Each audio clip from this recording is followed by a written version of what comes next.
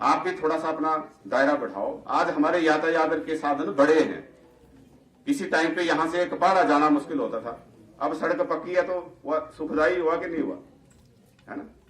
अब सुनवाड़ी से यहां आना ज्यादा समय लगता था जब सड़क कच्ची थी, अब जब सड़क पक्की हो जाएगी तो यहां से सुनवाड़ी जाना दूर नहीं रहेगा, है ना। तो हमने यातायात के साधन बढ़ाने हैं, हमने जो सड़कें जितनी ज्यादा बन सके। यहाँ प्रधान जी अब जैसे कह रही थी कि बहुत सारी, मुझे मालूम है बहुत सारे गांव ऐसे हैं जहां पे अभी सड़कें नहीं है।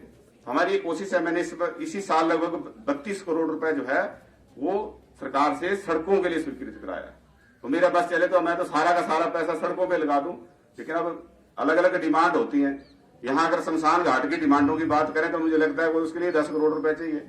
अब हर आदमी अपने हिसाब से सोचता है ना जी, हमारे हिसाब से थोड़ी सोचेगा, है ना।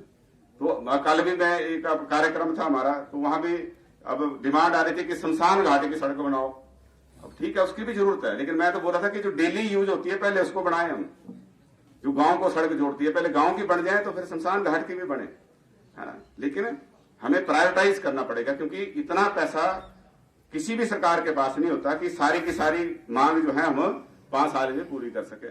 हमें ये प्राथमिकताएं तय करनी है कि कौन सा काम पहले करना, और पहले हमें वो काम करना है जिससे हमारा जीवन जो है सुखमयी बनता।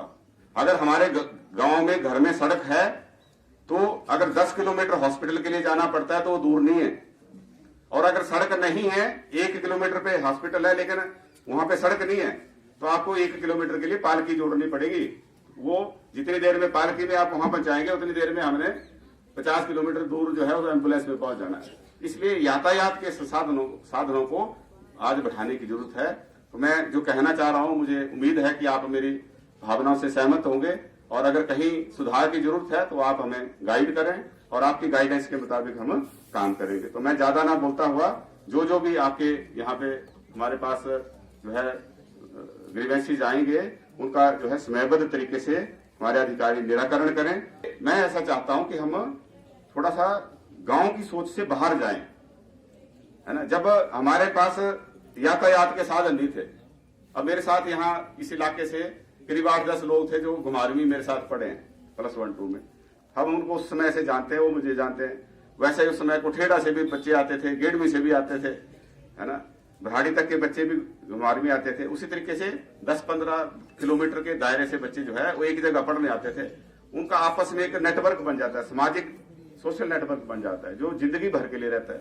अब क्या हो रहा है कि जो बच्चा छत में पैदा हुआ वो छत में ही रहेगा +2 तक, और अगर कहीं उसने एडमिशन भी कहीं, अब जैसे घुमारवी के बजाय सीणबैल में ले ली कॉलेज में, अब सीणबैल में जाके क्या सीखेगा वो, या हमारे घनाड़वी का बच्चा वहां घनाड़वी में जाके क्या सीख लेगा। तो उसको एक्सपोजर चाहिए भाई, घर से बाहर बच्चा जाएगा 10 चीजें सीखता है।